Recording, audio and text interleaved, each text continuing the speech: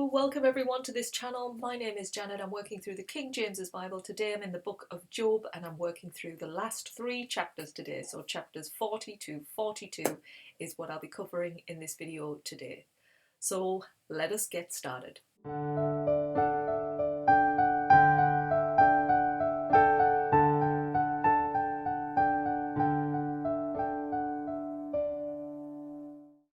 So as we start chapter 40, I'm assuming that you've read the previous chapters, you know where we are right now. As we move into God speaking more to Job, we've had like a beginning sense of God showing creation and the wonders and the mysteries of it all to Job. Now we have God speaking directly to Job, and he says, "Shall the one who questions God correct him? If so, answer me now." Now, Job, after hearing all of God's explanation about creation and like how grand and magnificent God is, like that he cannot totally comprehend like where he comes from, this grandiosity, he just can't comprehend with his mind. He has humbled himself now, Job. So when he comes to his response, he says, "My words have no substance. I lay my hand over my mouth and proceed no further." So Job is submitting himself before God now. He realizes, yes, why did I question you? I should have just stayed faithful and left it alone. And then, as we heard in the chapters yesterday, it says God comes back again and speaks to Job, and he comes in this like whirlwind. So there's obviously a storm, and it's like a whirlwind coming as he is speaking to Job right now. And he says, "Prepare yourself like a man and answer me. Would you condemn and judge me? Are you like God? Is thunder your voice? Can you adorn yourself in being the supreme being? Can you disperse wrath?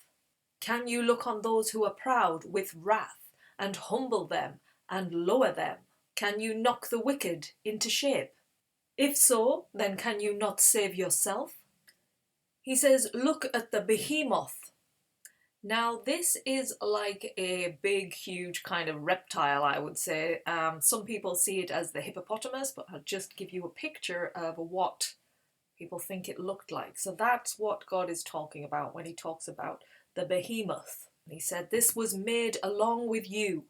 He eats grass like an ox. His strength is in his hips, and his power is in his stomach muscles. His bones are like bronze beams, and his ribs are like iron bars." Then he goes into details on how this creature lives and eats on the land, and that he's a confident creature, and that he is one of God's first creations. He is getting us to look at man from a different vantage point. We are not the only thing on earth that is grand, that has power, that has strength, and this creature can totally overcome us. It's so much more greater than us. We have no, well, back then we didn't have any weaponry to get rid of this creature. Man was lower. Man was more humble to this. It's like man was not everything.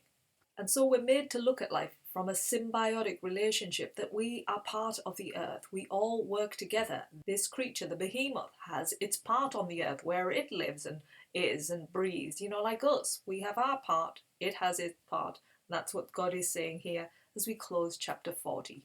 Then in chapter 41 we have God asking, "Can you capture the Leviathan?" Which is a like mystical creature. He's asking, can you catch this with a hook? Now, just to give you an idea of what this creature looks like, here is a picture. It's kind of like a dragon kind of look. That is what God is describing when he's talking about a Leviathan. I hope I'm pronouncing that right. He's saying, will this Leviathan humble to you? Will it speak softly to you?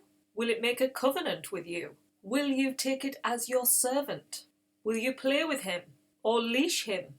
Will you make a banquet with him? And it goes on, sort of like, can you do this? Can you do that? It's like all of these things with this mystical creature. Of course we can't. We are just man.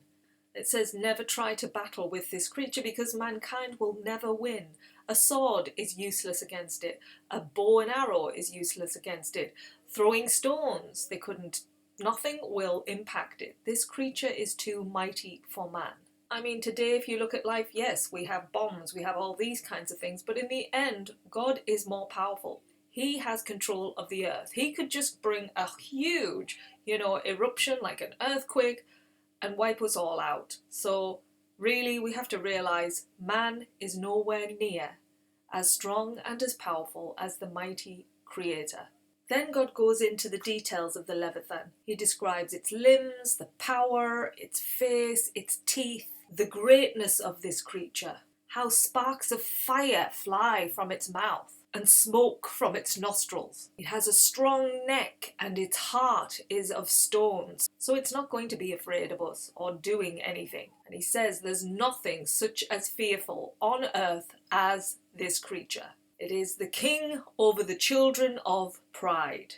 Now these beasts that he's mentioned both in this chapter and chapter 40 are kind of, in comparison, they're like Satan. That's how he's describing them. You know, they're these things on the earth that have no empathy. They are just there to destroy. And so it takes great faith to overcome this evil.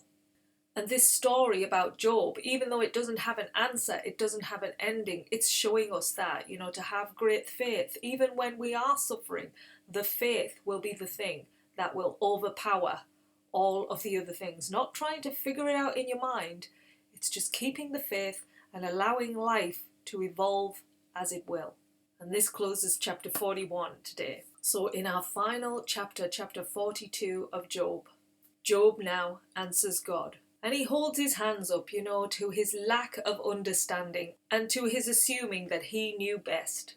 He says, this is just too wonderful for me to understand. It is. It's remarkable when we go into the details of the world and, you know, when we get beyond our tiny minds and God is suddenly expanding us to this huge universe, which, you know, we're just a blip on this. It's like, don't try and question it. Just live in the now.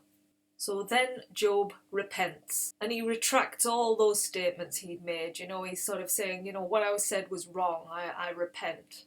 And so the Lord now speaks to Eliphaz, one of Job's friends, that in the beginning was telling him, you're a sinner, so you need to repent. That's what God is saying here.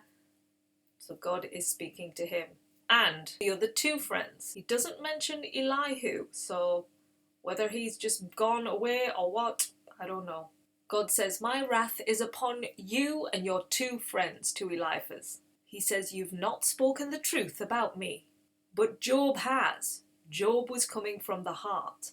So he said, you guys, you need to give burnt offerings to the Lord. You need to give 7 bulls and 7 rams, and you need to ask for Job's prayers, like for your forgiveness, and then he will answer via Job. So Eliphaz, Bildad and Zophar do as God required. And then Job prays for his friends, and once he does this, God restores all of Job's losses, giving him 2 times as much as he had previously. And all his family and friends gather around him and they comfort him. And they also give him silver and a gold ring. So his relationships are restored, his wealth is restored, you know, he's got his reputation back. It's like all of these things are coming back together so beautifully for Job. And this is the grace of God. This is the grace of creation and of our faith. Because Job, throughout it all, really did stay strong to God. He just was lost. He didn't know the answer. And so, yes, he did question, which he has now repented for, and things are starting to transform beautifully. Now, in this final chapter, it details all of the wealth that Job got back, and you can read that by going to the link under this video and checking out verses 12 to 17. So he had 7 sons and he has 3 daughters, so his family now, he's making a family again. And it says he lived to the age of 140 years, and he saw his grandchildren for 4 generations. And we end this chapter saying he died old and full of days. And this is closing our final chapter today, chapter 42, and the book of Job. What a journey from great wealth to suffering, then going through this very spiritual transformation inside, and then coming out of the other side with, again, grace, wealth, prosperity, abundance, and overall happiness. So what a lovely chapter to end on. I hope you've enjoyed this, and I will be back again tomorrow with more within the book of the King James Bible. We're moving into Psalms, which is a huge book, so get ready for that. Hope to see you there. Take care now. Bye.